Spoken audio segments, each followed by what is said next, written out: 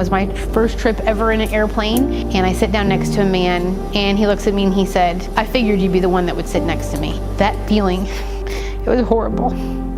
I never told anybody about it because it didn't matter.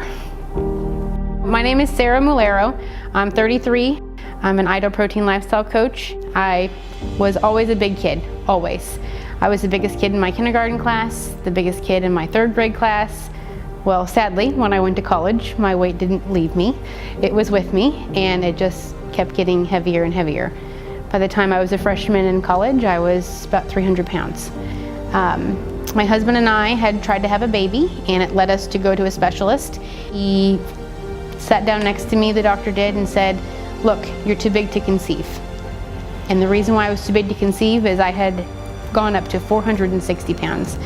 And the doctor said, "Look, I'm not going to treat you unless you lose weight, and you got to lose it, and I don't care which way you do. Here's a card to a bariatric surgeon.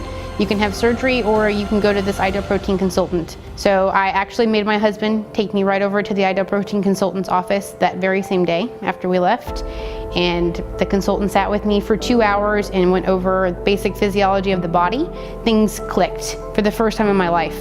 It actually, I thought, oh my God, this actually makes sense. I think I can actually learn from iDoProtein why when I don't eat anything except for 1 meal a day, why I gain weight and why I don't actually lose weight. Why my 75 pounds turns into 100 pounds or 120 pounds after I lose it. I got started 2 weeks before Christmas in 2012 on iDoProtein, and I never looked back. It was always about pushing myself to the next level because I knew I was worth it, and that I could get to my goal, and that I could maintain my weight, and that I could always do anything that I wanted to do at this point if I just pushed myself. After being a successful dieter with iDoProtein, I thought I could do this part-time, and I could really help some people. It's changed my life, it's changed my husband's life. I would love to help touch other people's lives and help them change. My favorite thing to do is cooking classes, because a lot of people struggle with, how do I keep things interesting? And how do I keep things fun? Because it's real easy that whenever you're in a long-term commitment to get caught being stagnant. It's just like keeping things fun and realistic in a relationship. It's the same thing.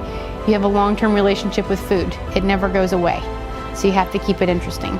And I think my favorite thing patients always say to me in the end is, "I thought about having something bad, but then I heard your voice in the back of my head."